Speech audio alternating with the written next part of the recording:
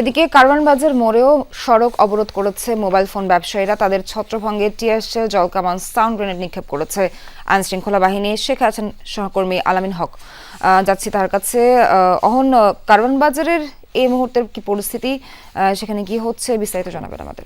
যান চলাচল শুরু হয়েছে এই মুহূর্তে, বিশেষ করে ব্যবসায়ীরা যখন সড়ক অবরোধ করে আইন শৃঙ্খলা বাহিনীর সদস্যরা, আপনি বলছিলেন টিয়ার শেল নিক্ষেপ করে কিংবা তাদেরকে জল কামান ব্যবহার করে এই সড়কটি ছেড়ে দিতে বাধ্য করেন, এবং তারপরেও আমরা দেখেছি ধাওয়া পাল্টা ধাওয়া চলেছে অন্তত 1.5 ঘন্টা ধরে। এবং এই যে পুলিশ সদস্যরা এখন পর্যন্ত এখানে অবস্থান করছেন, আমি যদি তাদেরকেও একটু দেখাই, তারা বলছেন যে সাধারণত এই ধরনের ঘটনায় ব্যবসায়ীদেরকে তারা বুঝিয়েছেন, কিন্তু তারা যখন সড়কটি ছেড়ে দেননি তারপরে তাদের উপর টিয়ার শেল নিক্ষেপ করার ঘটনা ঘটে, এবং ধাওয়া পাল্টা ধাওয়ার ঘটনায় আইন শৃঙ্খলা বাহিনীর বেশ কয়েকজন সদস্য আহত হয়েছেন বলেও জানিয়েছেন তারা। একই সঙ্গে কয়েকজন ব্যবসায়ীকে আটকও করা হয়েছে, যদিও এই সব ব্যবসায়ীরা আশেপাশে এখন পর্যন্ত অবস্থান করছেন।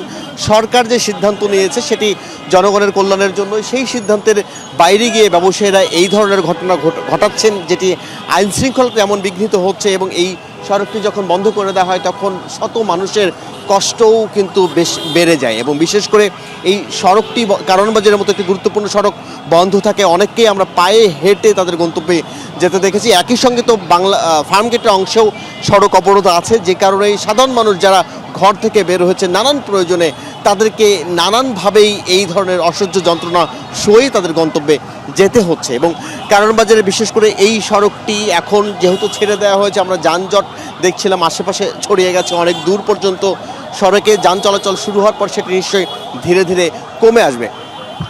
এবং একই সঙ্গে আপনাকে জানিয়ে রাখি, এই আইন শৃঙ্খলা বাহিনীর সদস্যদের এই তৎপরতা আরও চলবে, এবং তারা বলছেন আশেপাশে, তারা ধারণা করছেন আশেপাশে এখন পর্যন্ত যে বিক্ষোভকারীরা আছেন কিংবা আন্দোলনরত যেসব মোবাইল ব্যবসায়ী আছেন, তারা আশেপাশে বিচ্ছিন্নভাবে অবস্থান করছেন। যে কোনো মুহূর্তে তারা আবারও এসে কারওয়ানবাজারে অবস্থান নিতে পারেন, যে কারণে আইন শৃঙ্খলা বাহিনীর সদস্যদের তৎপরতা বেড়েছে।